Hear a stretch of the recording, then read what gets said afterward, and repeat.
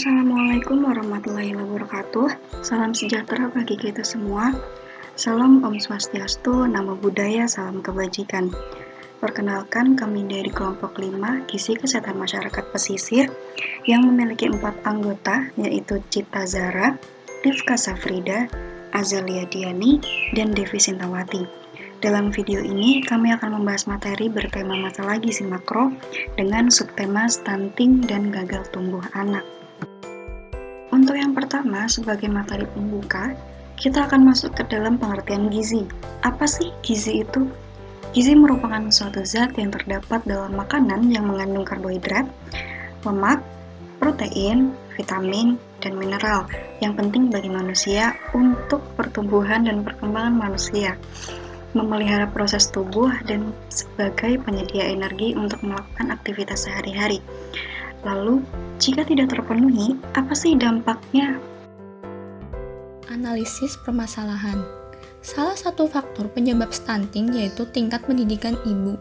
Pendidikan dapat mempengaruhi kemampuan ibu dalam mengetahui dan menerapkan hal tertentu seperti pola asuh. Ibu yang berpendidikan lebih tinggi umumnya dapat memilih makanannya lebih baik mutu dan jumlahnya. Hal tersebut tentunya akan mempengaruhi kecukupan asupan yang dikonsumsi, sehingga akan mempengaruhi status gizi balita. Ibu yang berpendidikan rendah lebih berisiko memiliki balita stunting dibandingkan yang tidak. Pendidikan formal ibu sangat diperlukan untuk meningkatkan pengetahuan dalam upaya mengatur dan mengetahui kebutuhan gizi anggota keluarganya. Pendidikan ibu yang baik memudahkan untuk menerima informasi dari luar, terutama pemberian makanan bergizi pada anak, sehingga terhindar dari bahaya kurang gizi. Sebaliknya, pada ibu dengan tingkat pendidikannya rendah, pengetahuan dan kebiasaan mengasuh diperolehnya dari orang tua dan tetangga yang mungkin memiliki taraf pendidikan dan pengalaman kurang. Keadaan ini menjadi faktor penghambat dalam melakukan pengasuhan anak yang maksimal dan mengakibatkan kejadian stunting pada anak. Ibu berperan dalam menyiapkan kebutuhan pangan sebelum anak lahir ke dunia, mulai dari pranikah dengan memperhatikan gizi sebelum hamil, masa prenatal dan masa neonatal berupa pemberian ASI, persiapan makanan tambahan atau pendamping seperti makanan padan yang lebih bervariasi bahannya, dan kasih sayang untuk anak. Pola asuh pemberian makan yang salah seperti ASI tidak eksklusif dan pemberian MPASI dini akan mempengaruhi kecukupan asupan yang dikonsumsi. Hal tersebut berdampak dalam proses pertumbuhan balita sehingga muncul masalah stunting. Analisis dampak. Berdasarkan penelitian, anak yang pada masa balitanya mengalami stunting memiliki tingkat kognitif rendah, prestasi belajar, dan psikososial yang buruk. Anak yang mengalami stunting berat di 2 tahun pertama kehidupannya memiliki hubungan sangat kuat terhadap keterlambatan kognitif di masa kanak-kanak nantinya, dan berdampak jangka panjang terhadap mutu sumber daya. Kejadian stunting yang berlangsung sejak masa kanak-kanak memiliki hubungan terhadap perkembangan motorik lambat dan tingkat intelijensi lebih rendah. Masalah gizi, terutama stunting pada balita, dapat menghambat perkembangan anak dengan dampak negatif yang akan berlangsung dalam kehidupan selanjutnya, seperti penurunan intelektual, rentan terhadap penyakit tidak menular, dan penurunan produktivitas. Salah satu dampak dari tidak cukup gizi yaitu akan ada kejadian stunting dan gagal tumbuh pada anak. Lalu, apa sih stunting itu? Stunting adalah kondisi gagal pertumbuhan tubuh dan otak pada anak akibat kekurangan gizi dalam waktu yang lama, sehingga anak lebih pendek atau perawakan pendek dari anak normal seusianya dan memiliki keterlambatan dalam berpikir. Umumnya, disebabkan asupan makan yang tidak sesuai dengan kebutuhan gizi. Stunting merupakan ancaman utama terhadap kualitas sumber daya manusia Indonesia, juga ancaman terhadap kemampuan daya saing bangsa. Hal ini dikarenakan anak yang mengalami stunting bukan hanya terganggu pertumbuhan fisiknya saja, yaitu bertumbuh pendek atau kerdil, melainkan juga terganggu perkembangan otaknya, yang mana tentu akan sangat mempengaruhi kemampuan dan prestasi di sekolah, produktivitas dan kreativitas di usia-usia produktif. Kemudian, bagaimana keadaan stunting di Indonesia? Terhitung sejak 2013, di Indonesia naik turun perkembangan stunting tidak begitu signifikan, hingga di tahun 2019, stunting dinyatakan mengalami penurunan sebesar 3,1%. Kementerian Kesehatan berharap angka stunting dapat terus menurun 3% di setiap tahunnya, sehingga target 19% pada tahun 2024 dapat tercapai. Lantas, apa saja faktor yang menyebabkan stunting? Yang pertama, kekurangan gizi sejak janin dalam kandungan sampai awal kehidupan anak, yaitu 1000 hari pertama kelahiran.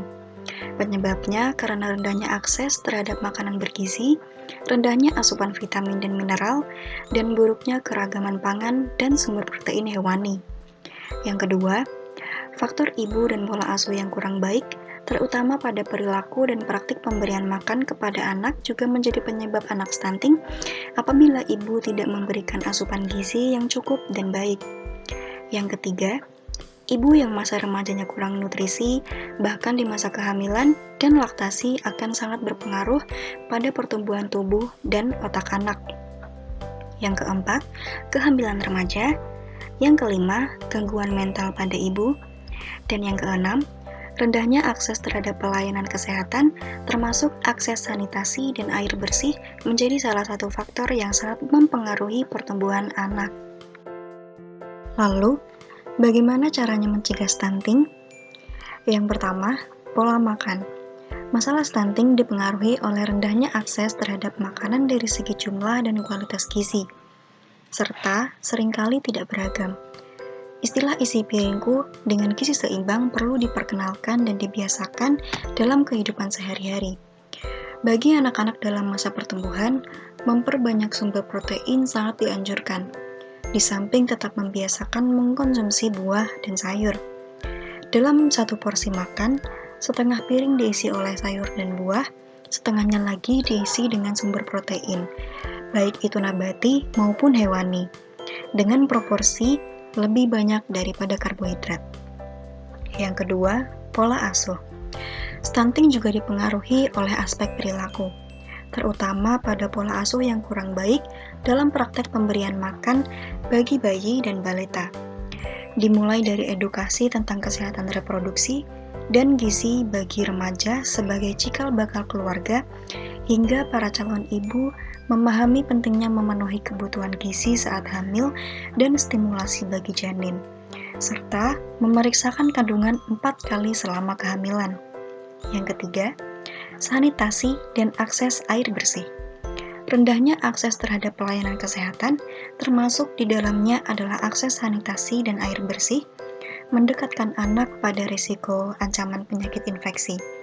Untuk itu, perlu membiasakan cuci tangan pakai sabun dan air mengalir, serta tidak buang air besar sembarangan.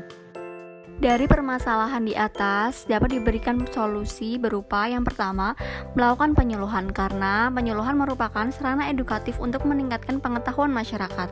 Yang kedua, orang tua memberikan contoh yang baik, terutama dalam hal makanan yang bergizi. Yang ketiga, puskesmas sebaiknya meningkatkan dan mengadakan pelatihan untuk kader posyandu secara berkesinambungan agar dapat membantu memberikan promosi kesehatan pada masyarakat di wilayah pesisir. Dan yang terakhir, pemerintah melalui kader kesehatan untuk melakukan pendampingan keluarga agar dapat mengoptimalkan sumber daya keluarga yang ada untuk memenuhi kebutuhan gizi.